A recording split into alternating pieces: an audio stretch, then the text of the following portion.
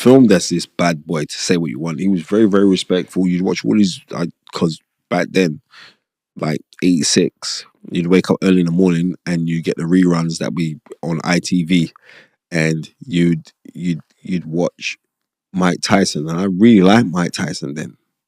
And then I really started to hate Mike Tyson because people were saying like, "Oh, he's better than Muhammad Ali." And I remember I was going livid. I was like, "What, are you crazy?" Yeah. Right? And I remember this. I remember, was it February 25th, 1989? He fights Frank Bruno, right? And I remember Des Lynam, who I respect, and I remember Des Lynam saying like, "Oh, a lot of people are comparing him to Joe Frazier, but he's far better than that." And I was like, you know what I mean? I was going off him then because people was kind of comparing like, he could beat Muhammad Ali, and nobody can beat Muhammad Ali. I was like, but yeah, I really went off Mike Tyson. But Mike Tyson at that time there, when he lost those handlers who were around him, like he had a close friend, Steve Lott, who a few years ago he passed away. Steve Lott was around him. Bill Caton was not the nicest person. If you ever read Mike Tyson's book, Undisputed Truth, it's a really, really good book. I would say to anybody, go get that book. But when he had those people around him, more so Customato, he was more grounded. Kevin Rooney, he was more grounded. Yeah. But then I understand how Don King wormed his way in with him, and Mike, you're not being real, Mike. You gotta be with the brothers and stuff, and it went pear shaped. But in all honesty, hand on heart, for someone to become world heavyweight champion at age 20, come on. I don't want to hear anything else from anyone. Spencer, I want to ask you a question. You're an ex-boxer yourself. I felt your strength in your hand just by shaking it, and I'm like, I forgot he's a boxer. He's a fighting man. He's got that energy inside him. But Mike Tyson now is what, 58, 59? You're an ex-boxer, so you knew how hard you used to train, probably still in the gym, keep yourself trim and stuff. How much of that strength... There you go. Don't start stripping now. But how strong is Mike Tyson now as a 50? I mean, if he was there in front of you and he offered you out, would you be like, you've got a chance? I'm going to tell you a story, right? I was head of sports for a social media company called Disciple Media. So we're going back a few years now. We're going back a decade now. Wow. We're going back a decade. And we got to Vegas because we was gonna sign up Mike Tyson to do this app. So I'm there now, and my mate Brian Judah, who's Zab Judah's little brother, okay, he was like, "Yeah, I can sort it out for you, man. Like for you to come meet Mike Tyson, and you can pitch to him." But he wasn't. It's actually his wife Kiki. He was actually lovely. And the only reason why her name sticks out in my head because my daughter's name's Kiki as well, my eldest daughter. So we've gone out there to Vegas. So it's me and my business partner, who's like my mentor, a dear friend of mine, Julian Pitton. We go out to Vegas. We got to Vegas and we left Vegas Convention Center. And Mike Tyson's doing a signing. So we've gone out there, and like one of Mike's friends, Greg, because I'm a historian, Mike's a mad historian as well.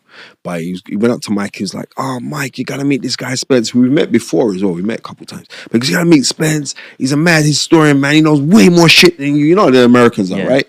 It's still Mike Tyson. Yeah. Like, do you really think Mike Tyson really wants to hear like this young kid knows more? I don't know if I know more than Mike Tyson, but I know that I'm more astute now because Mike Tyson will tell you like he's lived that life.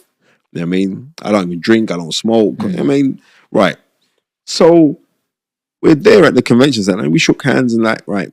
And this is prior to me just going to meet his wife. I met his wife, had a meeting with his wife, signed off a deal, said, great.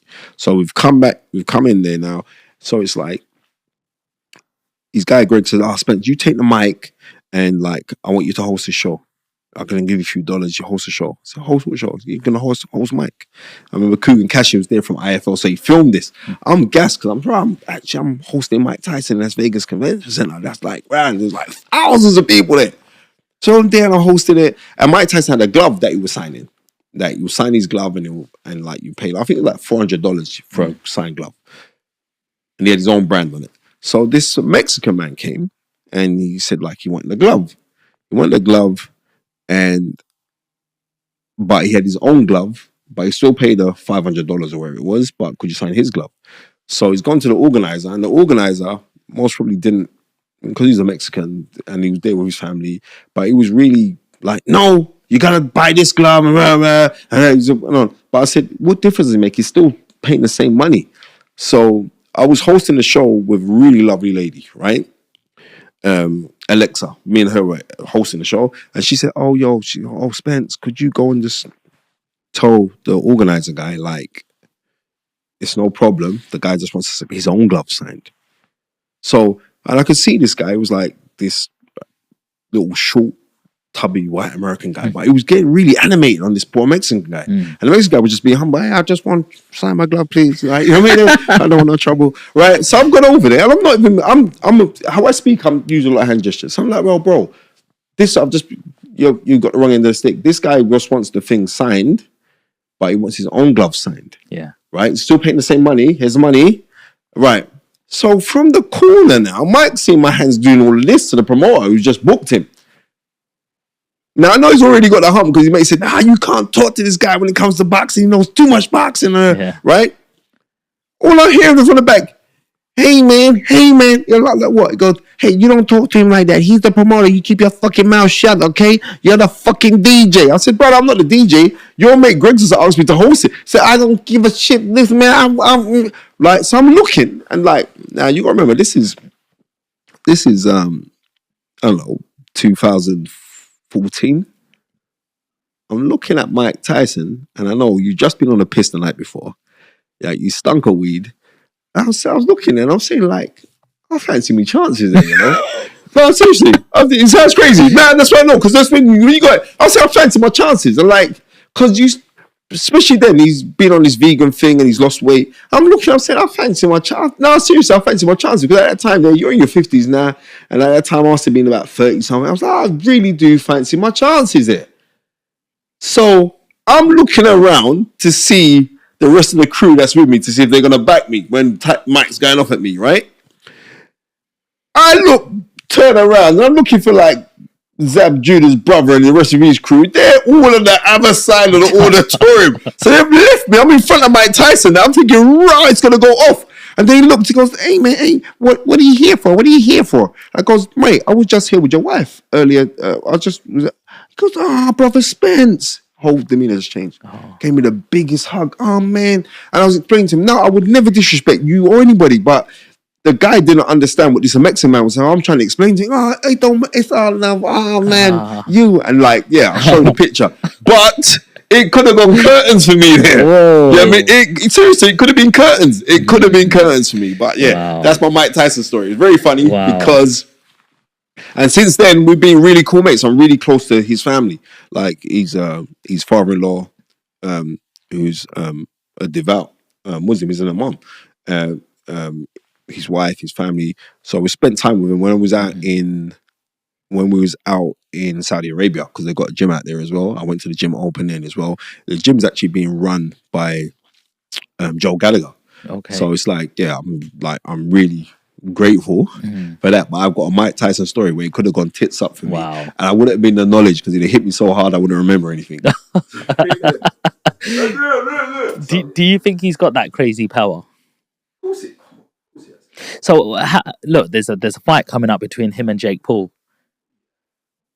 Jake Paul's quite a strong boy as well, and he's in his late 20s. He's got that higher testosterone. He's been more active. What chances does Jake Paul have against Mike Tyson? He's got a hell of a chance simply because Mike Tyson's old. We just got to be real. But you know when people say the last thing you lose as a fighter is your punch. When you can hit like Mike Tyson, and he was like, remember he did that exhibition, what was it, 5 years ago or whatever, he did that exhibition with Roy Jones. Yeah. Right?